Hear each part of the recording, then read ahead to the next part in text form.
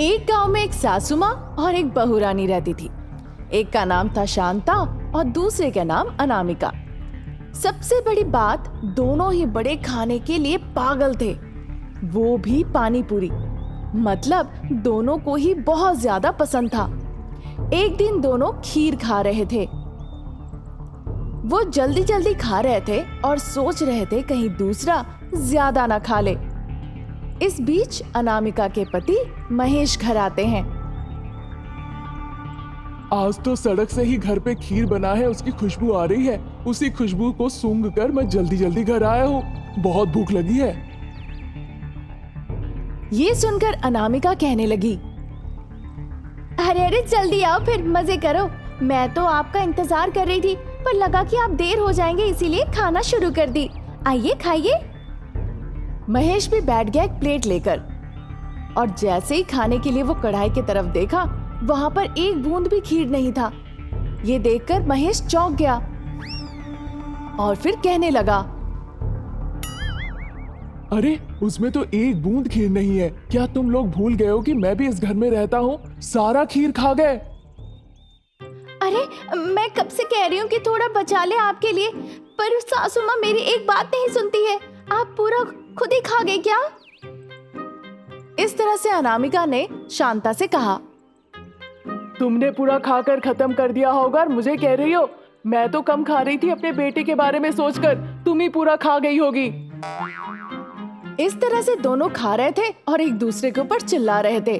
ये सब सुनने के बाद महेश कहने लगा, तुम लोग चुप करो। मुझे पता है तुम लोग दोनों ही पेटू हो। फिर से एक दूसरे पर इल्जाम लगाने से तुम लोगों को शर्म नहीं आती? वो चिल्लाया। उसके बाद बचा कुचा थोड़ा चावल खाया और चला गया। दोनों ही चुप रह गए उसके जाने के बाद। फिर शाम के वक्त वो दोनों महेश के पास गए। दोनों ही अपने हाथ सामने रखे चुपचाप खड़े हो गए। उसके सामने जाकर महेश ने ये देखा। क्या तुम लोगों को पैसे चाहिए? उन दोनों ने अपना सर हिलाकर हाँ कहा। तुम दोनों का ये पागलपन मुझे समझ नहीं आता है। क्या हो गया अगर तुम दोनों ने शाम को अगर पानी पूरी नहीं खाया तो?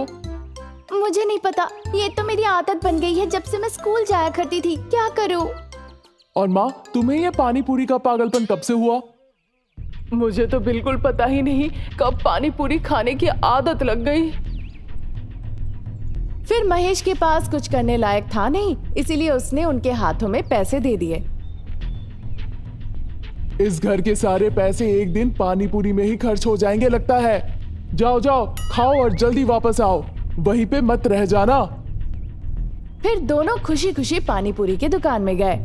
पानी पूरी स्टॉल वाला शुभम ने देखा और वो मन ही मन सोचने लगा, अरे ये पानी पूरी पागल सासू और बहू रानी इधर ही आ रही है। हालांकि ये रेगुलर कस्टमर है, पर इनके साथ घाटा भी बहुत है। जब तक वो ऐसा सोच ही रहा था, तब तक वो दोनों ठेले के पास पहुंच गए। क्या शुभम, व्यापार कैसा चल रहा है? आप दोनों की कृपा से व्यापार अच्छा चल रहा है। ठीक है, फिर हमें एक प्लेट पानी पूरी दे दो। शांति ने उसे कहा और पैसे दे दिया।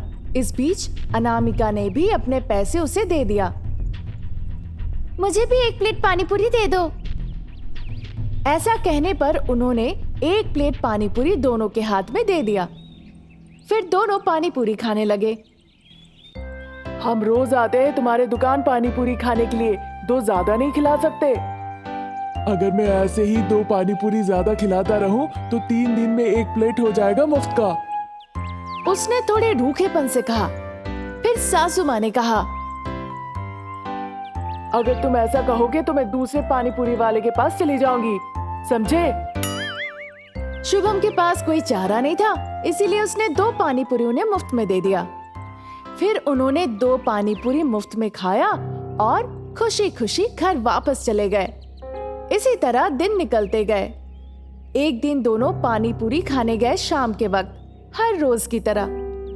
पर उस दिन शुभम पानी पूरी ठेला लगाया नहीं था। ये देखकर उन दोनों को लगा कि उनकी जान ही निकल गई। फिर अनामिका कहने लगी, हे भगवान, ये कैसा अन्याय है। वो कैसे अपना ठेला नहीं लगाया हमें बिना बताए। अब हम क्या करें सासू माँ?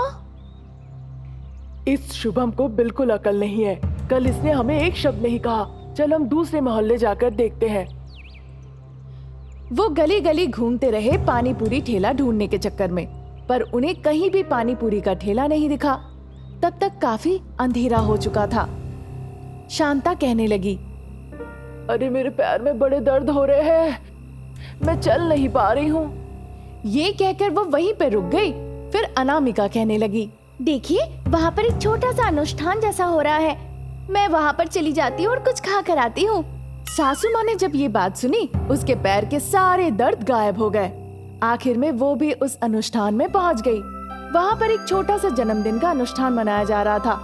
वो धीरे धीरे किचन के अंदर घुस गई और सारी चीजें खा गई थोड़े वक्त में ही, ताकि उन्हें कोई ये काम करते हुए ना देख ले। पर एक बुजुर्ग इंसान ने उन दोनों को देख लिया जब वो पूरे कटोरी का खाना खत्म कर रहे थे। अरे तुम कौन हो और तुम लोग इतना ज्यादा क्यों खा रहे हो? अरे सब इधर आओ, देखो खाना चोर आया है। इस तरह से उन्होंने चिल्लाकर सबको बुलाया। जब उन्होंने ये बात सुनी तो काफी घबरा गए और अंधेरे में जाकर छुप गए। फिर वहाँ से घर भाग गए। काफी देर हो गया, तुम दोनों कहाँ गए थे? इस तरह से उसने कहा।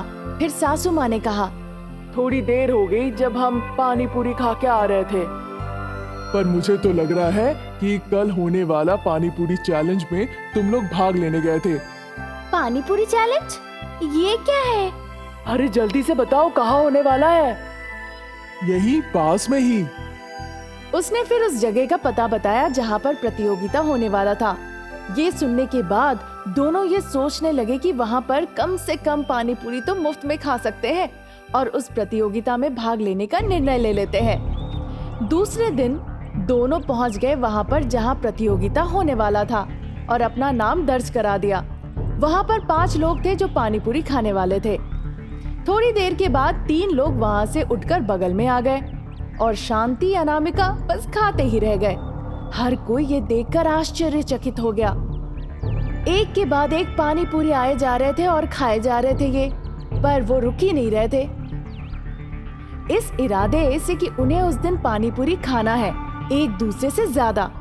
यही मन में ठान कर वो दोनों पानी पूरी खाए जा रहे थे। जो भी वहाँ खड़े थे ये देखकर सभी लोग चौंक गए।